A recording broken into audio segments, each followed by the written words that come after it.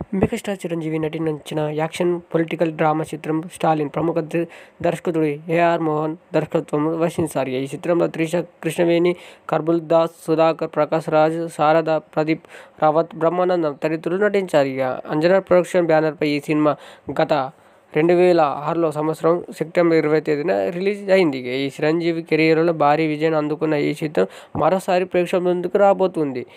Chiranjeevi birthday సందర్భంగా 22 ఈ సినిమాను రిలీజ్ చేయబోతున్నారు. చిరంజీవి జీవితంలో కొన్ని విషయాలకు స్ఫూర్తి పొంది కథగా అల్లిన ఈ చిత్రాన్ని ఎమోషనల్ డ్రామా రూపొందించారు. ఈ సినిమాకు చోటే నాయకుడు సినిమా ఫోటోగ్రఫీ వహించారు. ఎడిటర్ బాధ్యతను నిర్వహించారు. ఈ సినిమాకు నటించిన ఆర్టిస్ట్, టెక్నాలజీ, రెమ్యునరేషన్, ప్రమోషన్లు కలిపి 6 కోట్ల రూపాయల బడ్జెట్తో నిర్మించగా ఈ సినిమాకు అప్పట్లో 28 కోట్లు వచ్చిందంటే నమ్మవలసింది కాదు. ఈ సినిమాలో తమిళ్లో 'స్టాలిన్' పేరుతో, హిందీలో 'జై హింద్' టైటిల్ను రిలీజ్ చేశారు. ఈ సినిమాకు తెలుగులో రెస్పాన్స్ అదిరింది. కానీ తమిళ్లో మాత్రం అంతగా ఊపందుకోలేదు. తెలుగు సినిమాలకు సంబంధించిన పాటలు విశేష ఆదరణ లభించింది. పలు పాటలు ఇప్పటికీ హిట్గా మారి సోషల్ మీడియాలో సందడి చేస్తున్నాయి.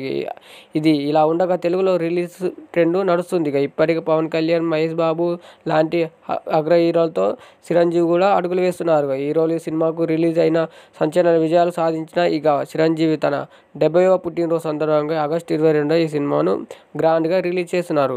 ఇప్పటికే దీని గురించి అంచనాలు కూడా భారీ మొత్తంలో లభించాయి.